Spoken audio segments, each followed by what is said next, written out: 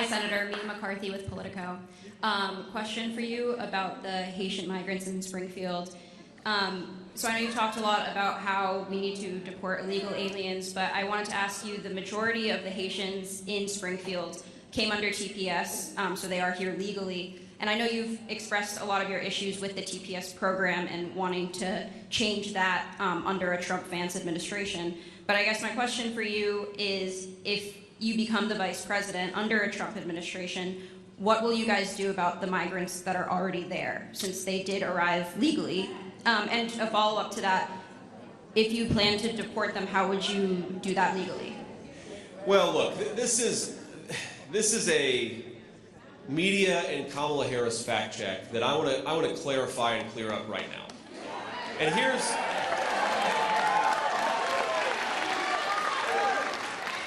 now, the media loves to say that the Haitian migrants, hundreds of thousands of them, by the way, 20,000 in Springfield, but hundreds of thousands of them all across our country, they are here legally. And what they mean is that Kamala Harris used two separate programs, mass parole and temporary protective status. She used two programs to wave a wand and to say, we're not going to deport those people here. Well, if Kamala Harris waves the wand illegally and says these people are now here legally, I'm still going to call them an illegal alien. An illegal action from Kamala Harris does not make an alien legal. That is not how this works.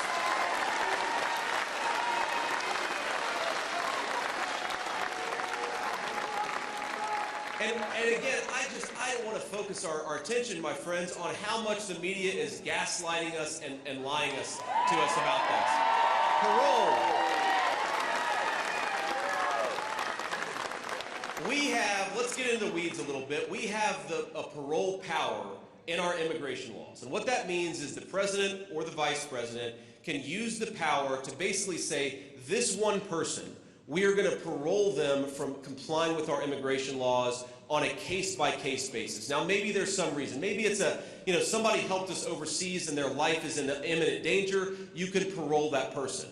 What is fundamentally illegal is for Kamala Harris to say, we're going to grant parole, not on a case-by-case basis, but to millions of illegal aliens who are coming into this country. That does not magically make them legal because Kamala Harris waved the amnesty wand. That makes her border policy a disgrace, and I'm still going to call people illegal aliens.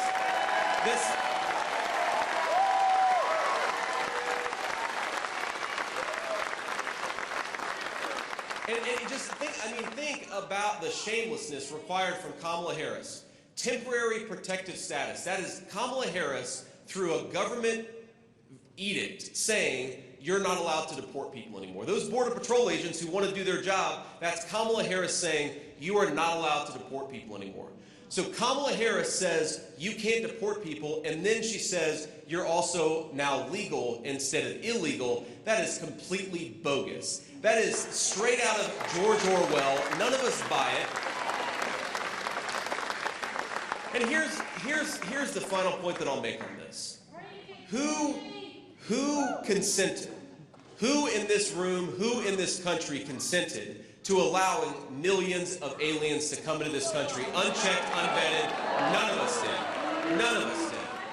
And the game the media has played here, again, this two-step that Kamala Harris does, I think it's the most disgraceful thing that she has done in her entire campaign. She's going to say, on the one hand, we're going to let in millions of illegal aliens to make your housing costs higher, to make your hospitals overwhelmed, to make your local schools impossible for your children to learn in. She's going to do that, and on the other hand, if you dare complain about it, you are a racist. Kamala Harris, I think that's disgraceful. You ought to have respect enough for your own people to enforce their border laws and listen to them. Listen to them when they complain about it. Don't pretend they're bad people. And look, I think I speak for every person in here, and I think I speak for a lot of people, a lot of undecided voters, but certainly a lot of Republicans, independents, and Democrats who are voting for Donald Trump. We are allowed, under the First Amendment to this country, to tell our leaders that they're doing a bad job. We are allowed, Kamala Harris, to tell you got to stop importing millions of low-wage foreigners into our country. We are allowed, Kamala Harris, to tell you can't jack up the cost of housing by giving foreigners homes instead of American citizens. We're not bad people for loving this country. You're a bad person for doing this to the country in the first place.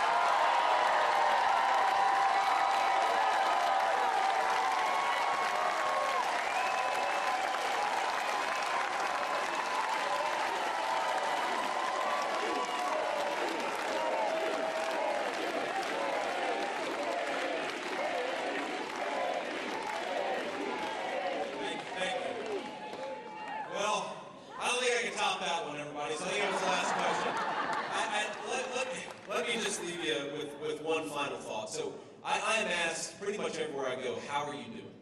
And I know that question comes from a very incredible and kind place. Of course, you know, we've got a crazy political atmosphere, and people are asking me how I'm doing. But look, I'm doing great. Don't ever worry about me. This is one of the greatest opportunities, the greatest honors I've ever had in my life. Now, and I appreciate that, sir. I need your prayers. And, you know, I talked to the president on Sunday. I've talked to him since then, of course, too. But on Sunday around 1:45, I was sitting at home with my son, my 7-year-old, and the president calls me, and he says, JD, they just tried to do it again. I said, they did what? He said, they tried to shoot me again. And he kind of told me the story of what would then become public a couple hours later.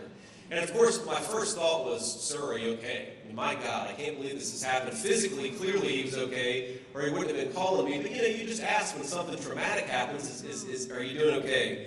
And of course, the president was doing just fine. He was laughing and joking. It happened 5 minutes earlier. He hears the gunshots ring out on the golf course, and he's, you know, joshing it up just a few minutes later. And the thing that he said was, well, the one thing I'm kind of pissed off about is I was about to make a birdie